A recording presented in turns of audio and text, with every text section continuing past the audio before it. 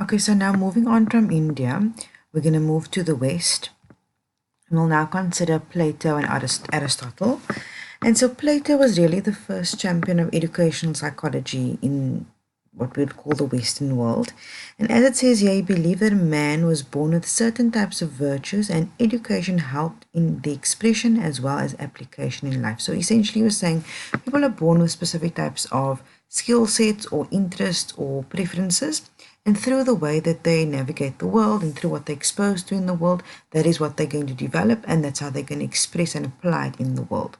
And he also discussed the nature of learning and the teaching of virtues, and so how this played into being a teacher and also what students got out of the connection between the teacher and the student. And he also discussed the interaction of the hereditary process and the environment. So this conversation and discussion and debate around nature versus nurture, he brought that in quite a bit. How much of our learning and abilities and skills it is things that we inherit, and how much of it is about being exposed to these various elements within our environment. And he also established a connection between learning and sensation. So things that we learn, the way we feel about them, the way we see it, the way we smell it, whatever the case is. So these various associations as well. Then moving on to Aristotle, was a student of Plato. Aristotle talked a lot about association. And so he analyzed the process of learning and the nature of the learner. And according to him, the psyche or the soul was the main factor within the learning process. And for him, he talked about the soul having 5 faculties or potentialities, including the rational faculty or the ability to reason. So basically the rational brain. And these faculties are the basis of the learning process. And so in this, Aristotle talked about the fact that if we associate learning with something, we feel something, we know something, we've seen before something, we smell, for example, we are more likely to recall the information and understand the information. So this is something that many people still believe in, especially within the field of experiential learning. Things that we do and we feel something about, we are more likely to remember it and make it because we've made a connection with it. So both of these theorists, they discuss the topics within educational psychology that we still talk about today, and that is the role of the teacher, the relationship between the teacher and the student, methods of teaching, the nature and order of learning, and of course the role of affect in learning. And so these elements were important for them within not only the educational psychology field, but specifically within the process of learning and the process of teaching as well. So in about the late 1600s, John Locke was a theorist of the time. He advanced the idea and the hypothesis that people learn primarily from external sources. That's like your environment, what happens to you rather than what you internally feel or think. And he believed that the mind was a blank slate, and they call this a tabula rasa. And so you were born without any knowledges, without any wisdom, without any abilities, and that small things that happen to you in your environment, these then gave rise to more complex ideas because you associate them with something else or you reflect upon them. So if something small happened to you, for example, a tree fell over, you would connect that with something else, that perhaps the soil is not able to hold the tree because it's sifting soil, whatever the case is. So basically we're learning from an event by associating it with another event or another piece of knowledge that we have, for example, about the soil. And then you reflect on this, and this is how you learn. He also is the theorist that is credited with establishing empiricism, and this is basically testing knowledge and testing the validity of knowledge. And through this process, we have social sciences, and we have a methodology of testing knowledge and testing whether we can rely on knowledges that have been that we've been exposed to or we've discovered. Okay, and then we're gonna move on to Comenius. He was the first person to recognize that age differences in children affect your ability to learn. So, for example, if you are a specific age, if you're younger, if you're 2, you should be able to learn certain things, and when you'll only be able to learn specific skill sets or reach specific milestones when you or 2 or 3 or 4, depending on the age. And so you notice that children learn more effectively when they're involved with experiences. so that they can assimilate and make it part of their lives. So if a child is learning something experientially, working with their hands, getting involved in something, seeing something, hearing something, they are more able to assimilate it, which means they're more able to take it in and make it, internalize it, make it part of their knowledges and part of their wisdom.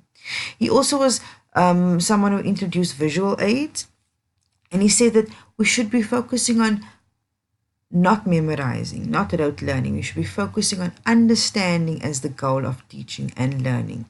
And so this is something that we are talking about a lot in today's educational landscape. So I wanted to keep that in mind as we go throughout, as we move throughout this unit.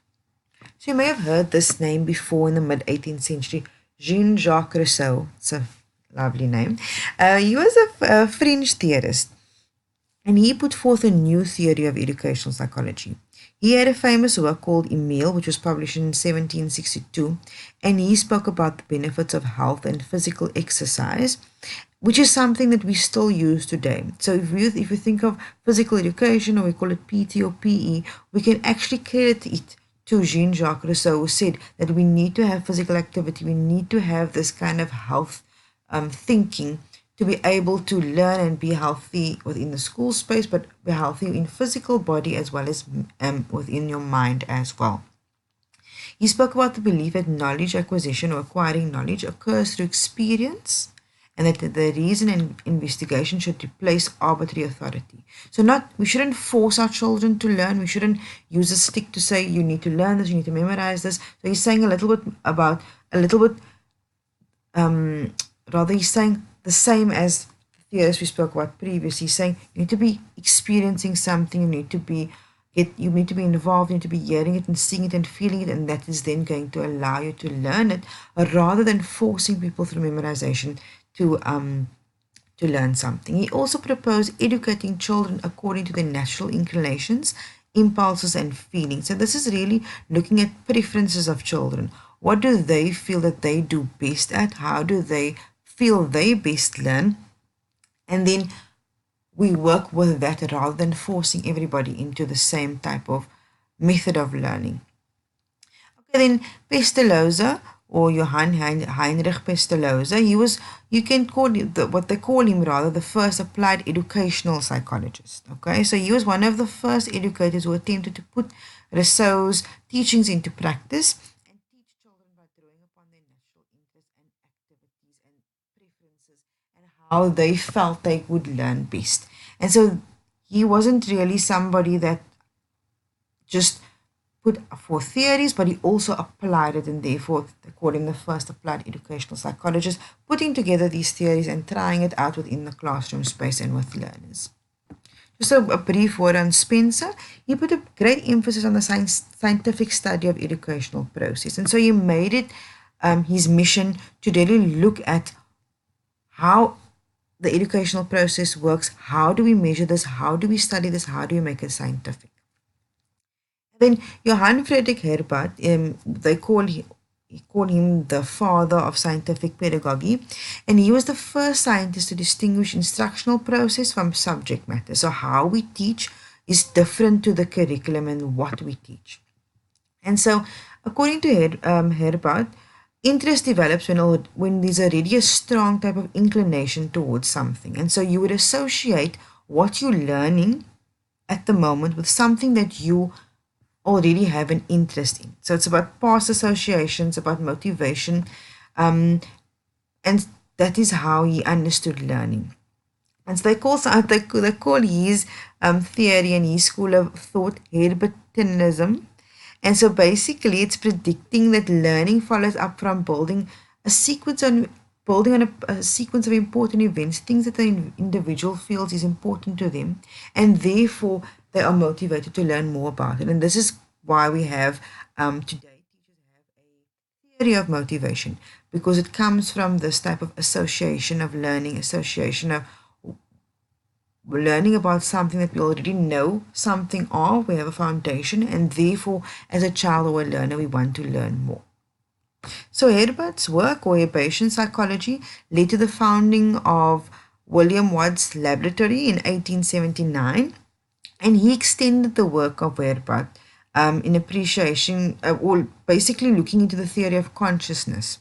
and he looked at appreciating and explaining associations and how it works within the learning process and within our mental processes. When we associate with something, why we're more inclined to learn about it. Then we're going to move on to Edward Bradford Titchener, and he was the first educational psychologist that I say that practiced within America. And he looked at the way in which higher mental processes are part of the learning process. And when we look internally, when we introspect, it's part of, or reflect rather, it's part of interpreting what we've learned, of understanding what we've learned, and making sense of our senses, and our sensations and feelings. They all come together in us making sense of what we are learning and it making a difference in our lives. So Dewey, though, was quite opposed to what Titchener proposed. And he says, look, in his opinion and what he studies and the theory that he has basically spent years working on, he said that stimulus and response is how learning takes place. If there's a stimulus, if there's an outside stimulus, if there is a learning within the environment, we will then take that in, use it as a stimulus, and that is how learning occurs. And he also believed that individuals look at the environment not because that they're interested in it, not because they think that it's fun to learn about, but they look and learn about elements within the environment because they feel like it has a purpose. So learning should, in his opinion, always have a purpose. It isn't just about learning for the sake of learning. And so Dewey really gave this belief of Dewey gave rise to the theory of functionalism, and I'm sure you've heard the word functionalism before. And functionalism encouraged developments in mental testing, investigation of individual differences, and the studies of adaptive behavior. So it was the basis of a lot of further study within the field of psychology and education as well. I'm sure you may have heard of Edward L. Thorndike. He's quite big in the field of education and educational psychology specifically. He agreed with functionalism, but he preferred to be identified as a connectionist because he wanted to explain learning in terms of the stimulus-response connections. In 1914, he completed the 3-volume series Educational Psychology, and for 50 years thereafter, the field of educational psychology really embraced these theories without question. He also developed the methods for teaching and things like reading and mathematics, and this was widely used throughout education. He also developed scales for measuring the ability to do reading, to do things like mathematics, handwriting, drawing, spelling, and English compositions. And he supported the scientific movement in education to make it something that was more studied and something that was investigated. He wanted this to do this because he wanted to base teaching practice on evidence and measurement that had sound basis, so that it couldn't just be that this is something that we thought or we felt, but he wanted actual evidence to show why things worked. And his view, though, after years were found to provide quite a narrow view of specific areas of teaching and learning. So by the mid-1950s, cognitive psychology really started to become more popular. And just a brief explanation of cognitive psychology is basically concerned with the mental processes like perception, thinking, learning, and memory, especially with respect to internal events occurring between your sense stimulation and the way you behave, or the way your behavior is overtly expressed. And so cognitive psychology then became a big part of the process of educational psychology. It's not exactly the same, but it did look at intelligence, it did look at language, memory, attention, thinking, and problem solving, all of which is involved within the learning process and within educational psychology. So the long timeline and the long kind of historical journey we've taken has brought us to where we are today. It's brought us to what educational psychology includes in its scope and why you as a teacher need to really understand it for yourself and how can be implemented into your classroom in terms of your learning process, and the learning situation and strategies. And this is just a look at all the things that fall within the scope of educational psychology, and we will be working through this as we go throughout not just Unit 1 of educational psychology, but the units that follow thereafter. So I hope you have a good understanding of how educational psychology has begun, and it will help you with your assessments and learning for the future.